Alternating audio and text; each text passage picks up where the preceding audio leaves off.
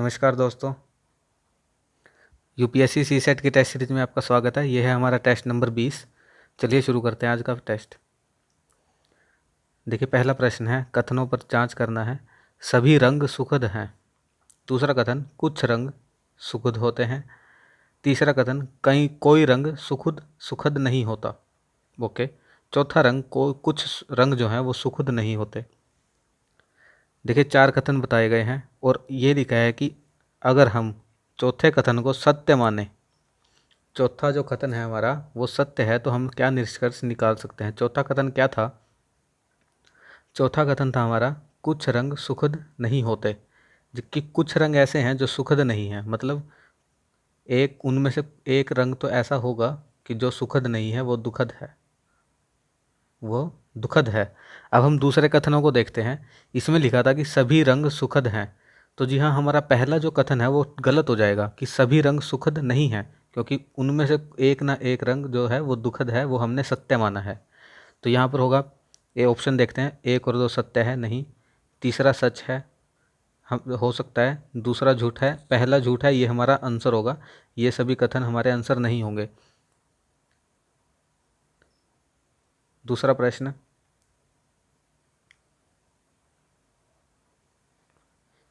देखिए, 99 से 1000 के बीच कितनी संख्याएं ऐसी होंगी जिनका जो इकाई का अंक है वो 8 होगा।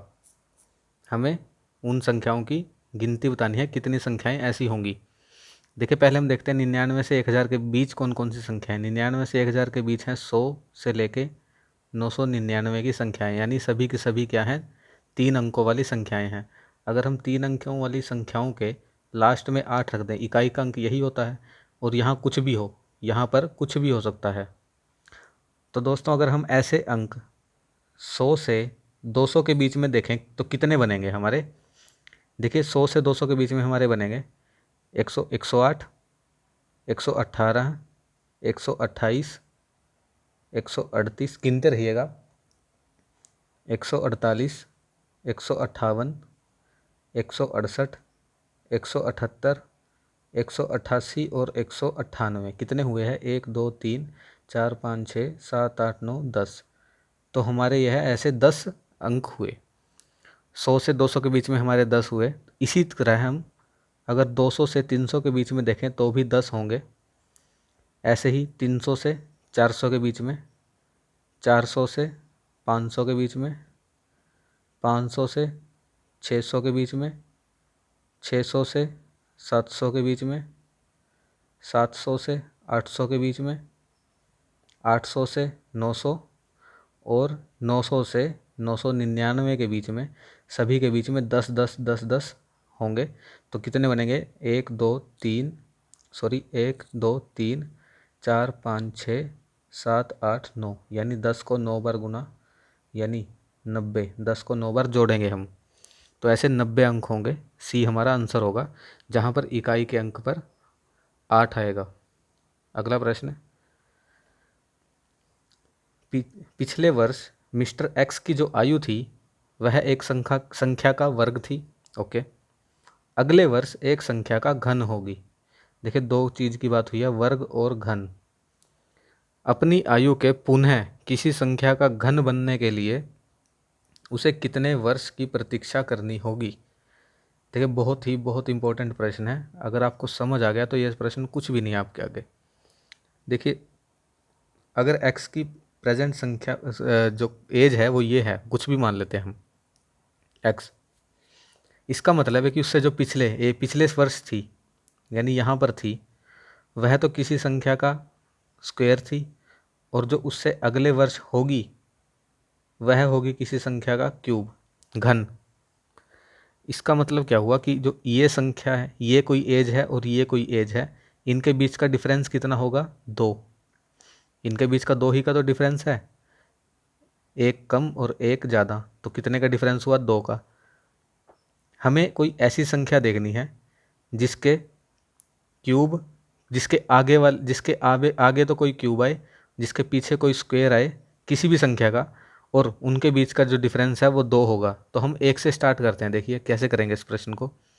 1 से नहीं, अगर हम 2 से स्टार्ट करें तो 2 का अगर हम क्यूब करें, स्क्वायर करते हैं हम 2 का स्क्वायर करेंगे तो आएगा 4, 2 दूनी 4, और हमें +2 इसमें ऐड करना है +2, और +2 करके हम देखेंगे 6 किसी चीज़ का क्यूब बन रहा है या नहीं। जी नहीं बनता, नहीं क्यूब।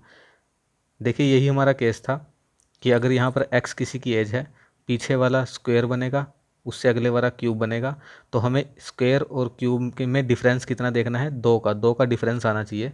तो मैंने 2 किया, 2 का 4 आया, 2 का स्क्वायर, और 4 + 2 करेंगे तो 6 आएगा, जो कि किसी का क्यूब नहीं है। इसी तरह हम 3 का स्क्वायर करेंगे तो आएगा 9, 9 + 2 करेंगे तो आएगा 11, जो भी किसी का घन नहीं है।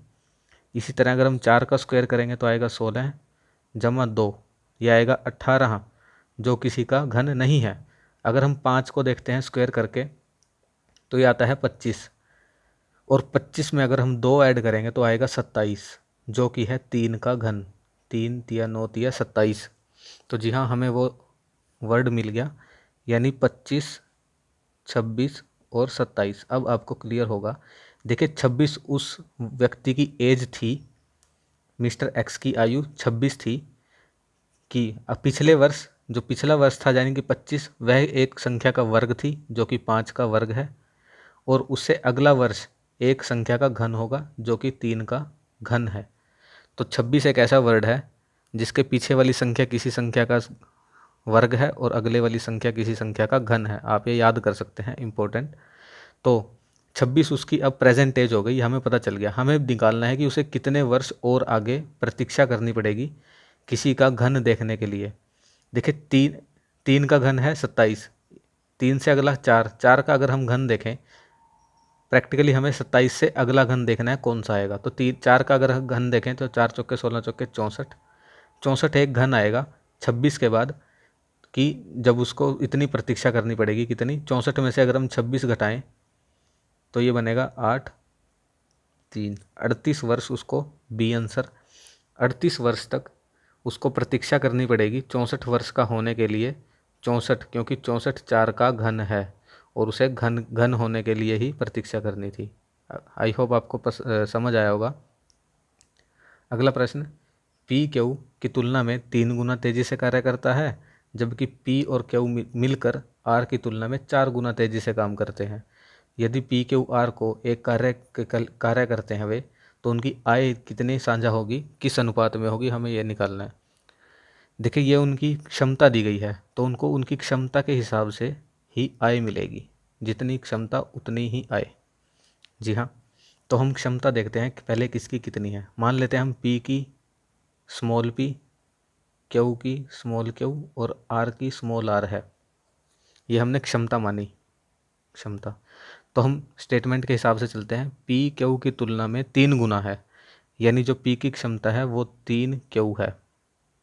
ये हमारी पहली स्टेटमेंट से क्लियर हुआ। ओके, जबकि पी और क्यू मिलकर आर की तुलना में 4 गुना है, यानी small P plus small Q, ये कितने हैं, इज इक्वल टू आर की तुलना में 4 गुना, यानी 4 गुना आर।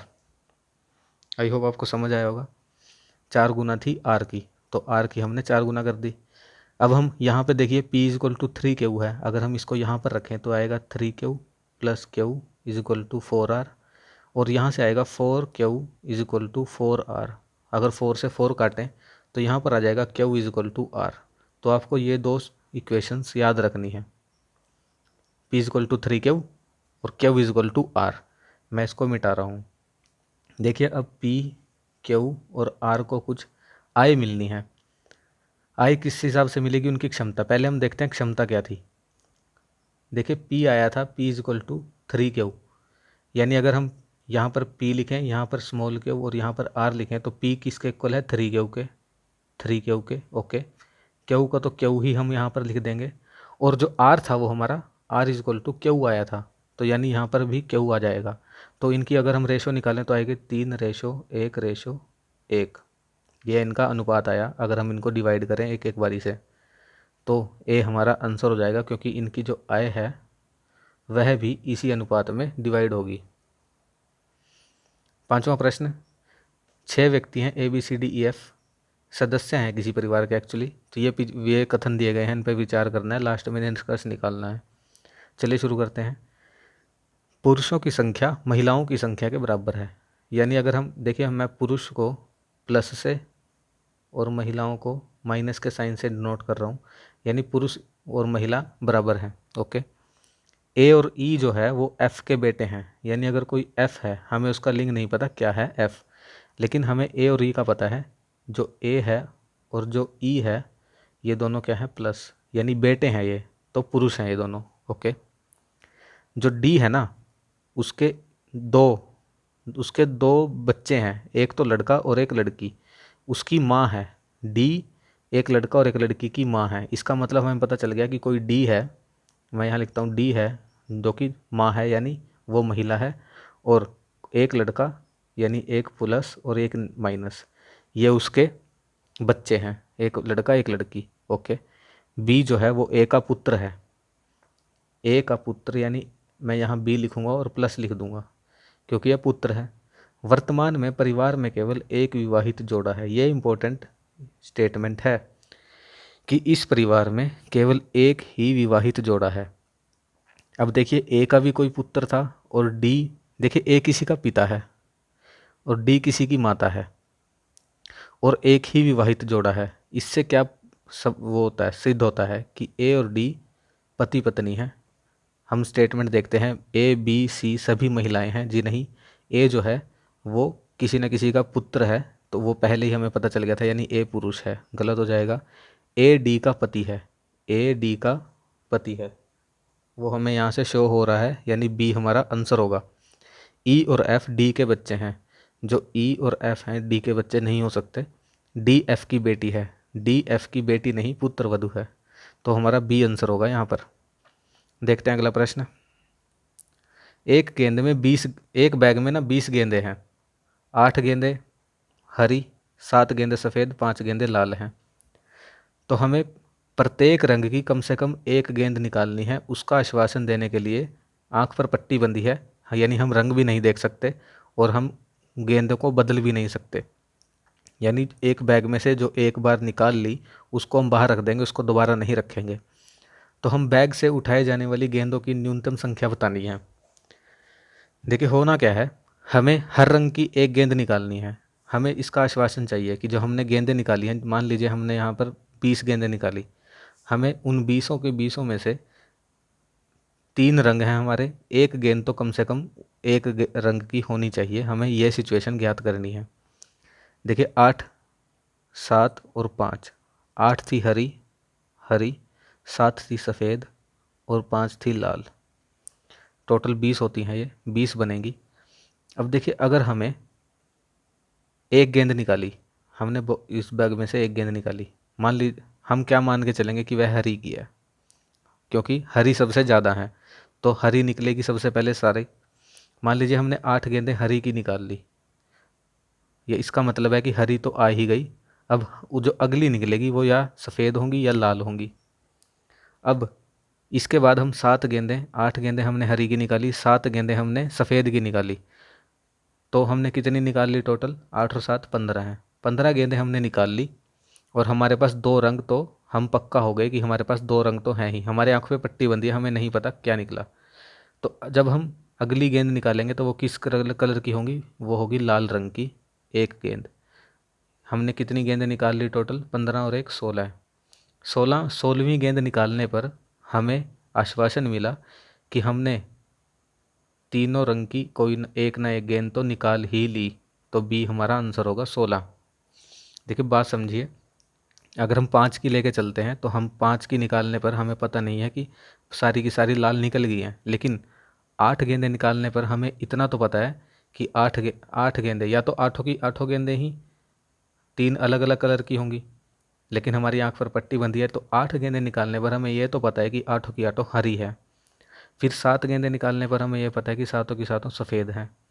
और जब एक यहाँ से एक निकालेंगे, जो 16वीं गेंद होगी वो पक्का लाल होगी, तो हमारे पास तीनों कलर की एक एक गेंद हो गई, 16 आंसर होगा। 7वां, 2 लड़के 2 लड़कियाँ इस एक पंक्ति में बिठानी है इस तरह कि जो लड़कियाँ हैं वो एक दूसरे के बगल में ना हो, लड़कियाँ एक दूसरे के बगल में ना हो। इतनी कितनी व्यवस्थाएं संभव हैं। देखिए, बगल में ना होने की अगर हम लड़कों के बारे में कुछ नहीं कहा गया तो हम बॉयज़ बिठा लेते हैं। अब लड़कियां कहाँ कहाँ आ सकती है, या तो यहाँ आएगी या यहाँ आएगी या फिर यहाँ आएगी। समझे मेरी बात? हमने बॉयज़ को बिठा लिया यहाँ पर और यहाँ पर अलग अलग, और अब लड़कियाँ यहाँ यहाँ आएगी, दोनों लड़कियाँ, या तो एक लड़की यहाँ एक यहाँ, या एक लड़की यहाँ या यहाँ, या फिर एक लड़की यहाँ और यहाँ। अब देखिए बॉयज़ के बैठने के कितने लड़के हैं, दो, और स्थान कितने हैं, दो। तो दो स्थानों पर दो लड़के कितने तरीके से बैठेंगे, 2 फैक्टोरियल, यानी 2 गुना 1 यानी 2। ये फैक्टोरियल का प्रश्न है जो हमने 12th में पढ़ा था, उससे बेस्ड क्वेश्चन है। 2 स्पेस हैं और 2 बॉयज़ को बिठाना है, एक लड़का यहाँ एक लड़का यहाँ, यानी B1 B2, या फिर इनके उल्टा B2 यहाँ B1 यहाँ। यही 2 केस संभव हैं। तो 2 बॉयज़ के 2 केस संभव हो गए यहाँ पर। अब देखिए लड़कियों की बात करते हैं। जो एक लड़की है वो या यहाँ बैठ सकती है, या यहाँ बैठ सकती है, या यहाँ बैठ सकती है, यानी एक लड़की के कितने केस हुए, 3। और गुना दूसरी लड़की भी या यहाँ या यहाँ या यहाँ, 3 केस वो हो गए, सॉरी जमा होगा। तो इस तरह से लड़कियों के स्थान हुए 3 और 3 6। अगर हमें टोटल निकालने हैं तो 2 गुना 6 करेंगे, बॉयज़ गुना गर्ल्स, यानी 2 गुना 6 यानी 12 हमारा आंसर हो जाएगा, C 12। लड़कियों का निकालने के लिए एक और तरीका है, क्या, हमारे पास स्पेस कितने अवेलेबल हैं, 1 2 3, मैं ब्लैक से लिखता हूँ, 1 2 3। गर्ल्स के लिए 3 का स्पेस है और गर्ल्स हैं 2, तो ऐसे हो जाएगा 3C2, जिसको हम कैसे सोल्व करते हैं, 3 गुना 2 गुना 1 बटे 2 गुना 1 और 3 माइनस 2 का फैक्टोरियल। ये थोड़ा मैथमेटिकल हो जाएगा, आप समझ लेना, सॉरी। 2 से 2 कटेगा, ये आ जाएगा 3, 3C2 होता है 3। और ये तो 3 वे आए, लेकिन 2 लड़कियां आपस में भी तो, जैसे G1 G2 है, आपस में भी तो एक दूसरे की पोजीशन चेंज कर सकते हैं, वो गुना 2 भी आएगा। 2 तरीके ये हो गए, तो ये 6 टोटल तरीके बनेंगे लड़कियों के, और 2 टोटल तरीके बने थे लड़कों के, तो 2 गुना 6 करेंगे तो 12 हमारा आंसर आएगा। अगला प्रश्न, ये भी बहुत बहुत इंपॉर्टेंट प्रश्न है, घन का, क्यूब को पेंट करते हैं वो वाला प्रश्न है ये। देखिए 4 गुना 4 गुना 4 का एक घन है, उसके बाहरी सतह को लाल रंग से रंग दिया गया है, ठीक है। ऐसे करके ना 64 1 गुना 1 गुना 1 के घन, छोटे घन प्राप्त होते हैं। और हमें बताना है कि कितने छोटे घनों पर एक भी फलक चित्रित नहीं है, यानी एक भी फलक उनका चित्रित नहीं हुआ। देखिए हम घन बनाते हैं, अगर ये हमने घन बनाया, अगर हम पेंट करेंगे तो यहाँ भी यहाँ भी यहाँ भी इसके चारों तरफ पेंट करेंगे। मैं एक तरफ से दिखाता हूँ घन को। मान लीजिए हमने साइड से घन को देखा, ये, सॉरी मैं बड़ा बना लेता हूँ। ये हमने घन लिया, एक तरफ से देख रहे हैं हम। तो अगर हम इसको 4 सेंटीमीटर का था, 1 सेंटीमीटर के काटे, यानी 4 टुकड़े होंगे एक साइड से। 4 टुकड़े करते हैं, 1 2 3, ये 4 टुकड़े हो गए। ऐसे ही हम 4 टुकड़े करते हैं, 1 2 3। देखिए 1 2 3 4, 1 2 3 4। ये हमने एक साइड से देखा है, घन इधर से ऐसे बना हुआ है, तो हम इसका एक फलक देख रहे हैं। एक फलक में क्या होगा, ये हमने लाल रंग किया, यहाँ भी लाल, यहाँ भी, यहाँ भी, यहाँ भी।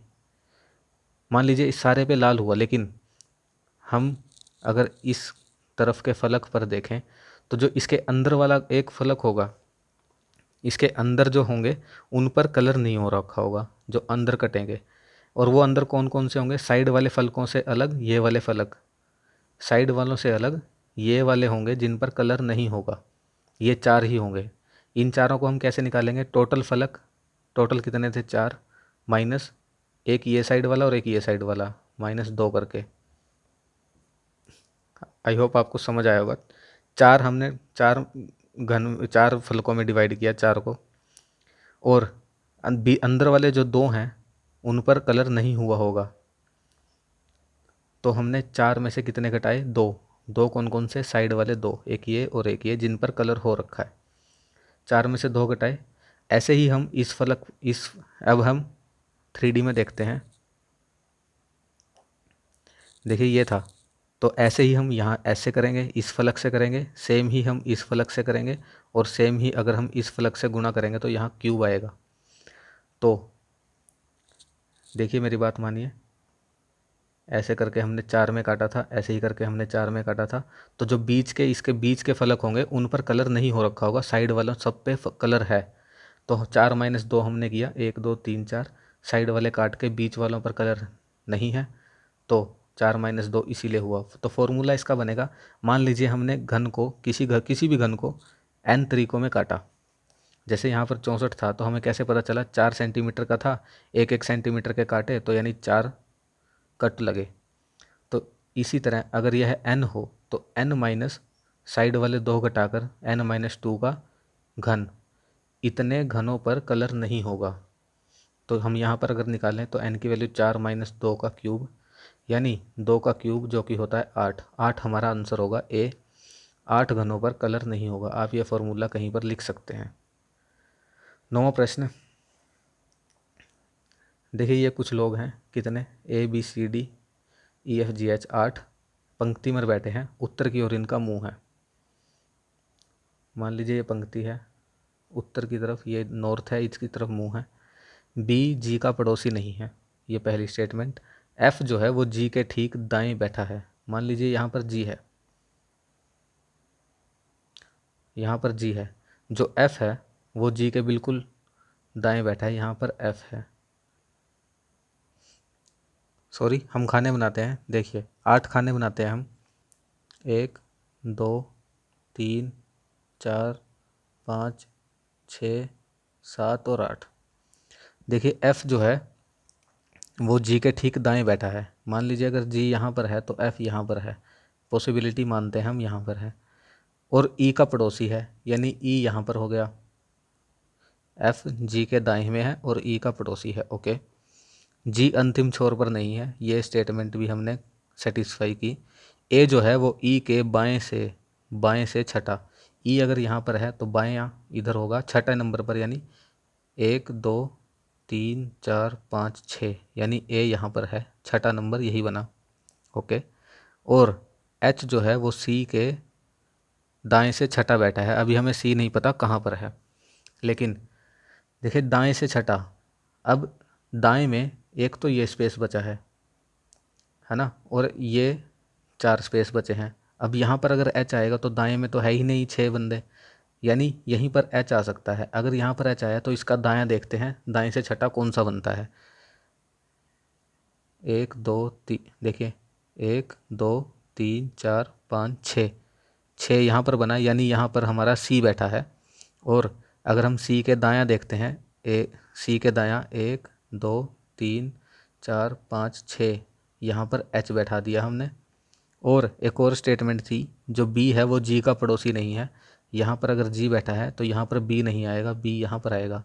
रहा कौन सा, डी, डी हमारा यहाँ पर आ गया। आई होप आपको समझ आया होगा ये। तो अब हम कथन देखते हैं। सी ए के तत्काल बाईं ओर बैठा है, सी ए के दाईं ओर बैठा है, बाईं नहीं। बी डी बी और एफ का तत्काल पड़ोसी है, डी बी और जी का तत्काल पड़ोसी है, एफ का नहीं। यह भी गलत हो जाएगा। जो जी है वो डी के तत्काल दाएं बैठा है, जी डी के तत्काल दाएं बैठा है, जी हाँ, सी हमारा आंसर होगा यहाँ पर। ये आप देख लेना सही से। अगला प्रश्न, ये रीजनिंग का प्रश्न है।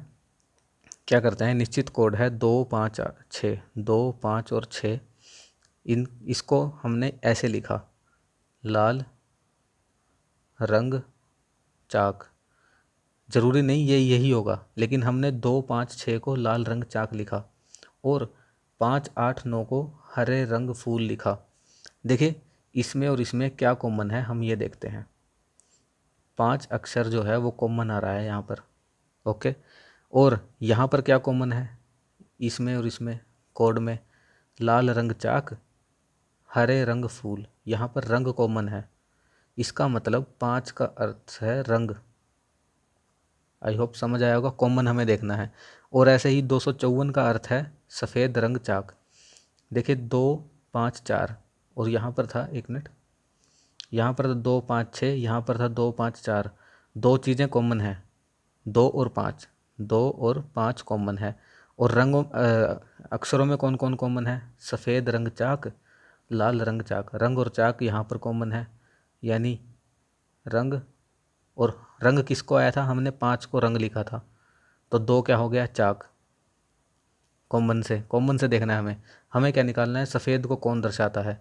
सफ़ेद को यहाँ पर 4 दर्शाएगा, क्योंकि 2 और 5 तो रंग और चाक थे, तो 4 हमारा बी आंसर होगा। आई होप आपको समझ आया होगा। कोई प्रश्न अगर नहीं समझ आया तो टेंशन मत लीजिए, कमेंट में लिख देना, मैं अगले टेस्ट में करा दूंगा। धन्यवाद।